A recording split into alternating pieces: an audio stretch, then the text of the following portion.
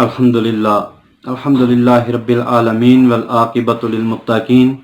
والصلاة والسلام علی سید الانبیاء والمرسلین اما بعد فاعوذ باللہ من الشیطان الرجیم بسم اللہ الرحمن الرحیم۔ بعد از حمد و صلوات 19 رمضان المبارک آج ہم اعتکاف کے حوالہ سے چند معروضات سنانے کی سعادت حاصل کریں گے۔ 20 رمضان المبارک سے آخری عشرہ کا آغاز ہو جاتا ہے، اور اس آخری عشرہ میں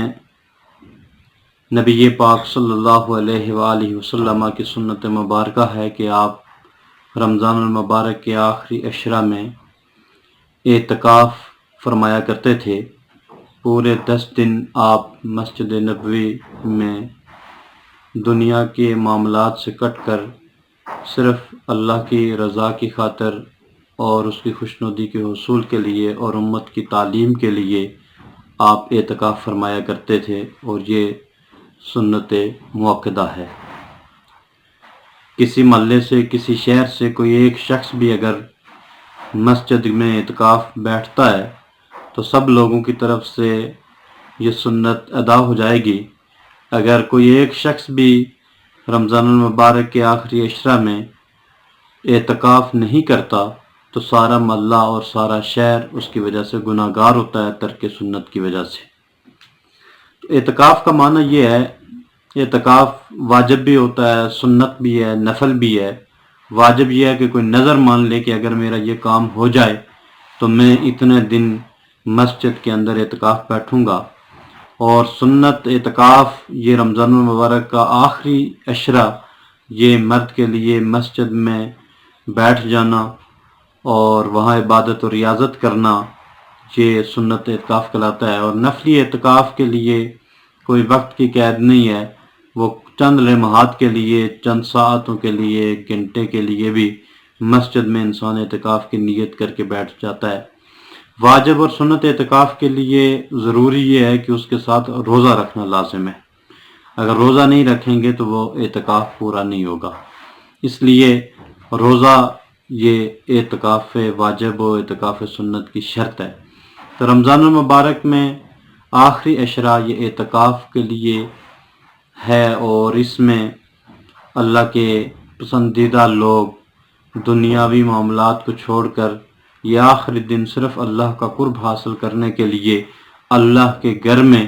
اللہ کے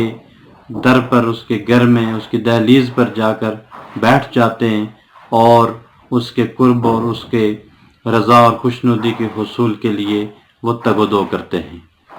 اور پھر جس طرح کہ اگر کوئی فقیر دنیا کے اندر کسی غنی کے دروازے پہ جائے اور 10 دن وہ بیٹھا رہے، وہ جتنا بھی کنجوس ہو تو وہ کبھی بھی اس فقیر کو خالی ہاتھ واپس نہیں لوٹاتا۔ بلا تمثیل و بلا مثال رب کائنات کی ذات جو سب شہنشاہوں کا شہنشاہ ہے، بادشاہوں کا بادشاہ ہے، مالک الملک ہے، اس کے دروازے پر اگر کوئی انسان جا کر اپنی جھولی پھیلا کر، اپنا دامن پھیلا کر اس کی دہلیز پہ بیٹھ جائے تو وہ اس کے دامن کو خالی کبھی واپس نہیں لوٹاتا۔ وہ اپنے رحمت سے، اپنے کرم سے، اپنے فضل سے، اپنے لطف و عنایات سے اس کے دامن کو ضرور بھر کر واپس بھیجتا ہے۔ تو اس لیے جو لوگ اللہ کے حضور اعتکاف آخری عشرہ میں بیٹھتے ہیں اور وہ دن اللہ اور اس کی رضا کے حصول کے لیے، اللہ اور اس کے رسول کی رضا کے حصول کے لیے بسر کرتے ہیں، تو اللہ رب العزت ضرور انہیں اپنے لطف و عنایات سے نوازتا ہے۔ تو نبی پاک صلی اللہ علیہ وآلہ وسلم نے فرمایا کہ جو شخص مسجد میں اعتکاف کی نیت سے بیٹھتا ہے تو اللہ رب العزت اسے ان نیکیوں کا ثواب بھی عطا فرماتا ہے جو وہ اعتکاف میں بیٹھے رہنے کی وجہ سے نہیں کر سکتا۔ مثلا عام حالات میں اگر کوئی بیمار ہے اور اس کی عیادت کرنے کے لیے انسان جاتا ہے تو پھر اس عیادت کا اس انسان کو ثواب ملتا ہے۔ اگر وہ کسی مسلمان بھائی کی نماز جنازہ کی ادائیگی کے لیے جاتا ہے تو اس پر بھی اسے ثواب ملتا ہے، لیکن معتکف نہ بیمار کی عیادت کے لیے جا سکتا ہے اور نہ ہی وہ کسی کی نماز جنازہ ادا کرنے کے لیے جا سکتا ہے۔ لیکن اللہ کے حبیب نے فرمایا کہ اسے بیمار کی عیادت کا ثواب بھی ملے گا، اسے نماز جنازہ میں شرکت کا ثواب بھی ملے گا۔ کتنا فضل ہے کہ ایک طرف وہ اللہ کے گھر میں بیٹھ کر اللہ کے حضور وہ اپنی معافی کا خواستگار ہوتا ہے اور عبادت و ریاضت کرتا ہے، قرآن کی تلاوت کرتا ہے، نیکیاں کرتا ہے، ڈھیروں ثواب کماتا ہے، اور اس کے ساتھ ساتھ یہ ہے کہ وہ ان نیکیوں کا ثواب بھی حاصل کر رہا ہے جن کو وہ کرتا نہیں ہے، جن کے لیے وہ قدم بڑھا کر جاتا نہیں ہے، لیکن اللہ رب العزت ان نیکیوں کا ثواب بھی اس کے نامہ اعمال میں لکھ دیتے ہیں۔ اللہ کے نبی نے فرمایا، احادیث کا مفہوم ہے کہ جو شخص ایک دن کا اعتکاف بیٹھتا ہے تو اللہ رب العزت اس کے اور جہنم کے درمیان 3 خندقوں کا فاصلہ رکھ دیتا ہے، یعنی اتنا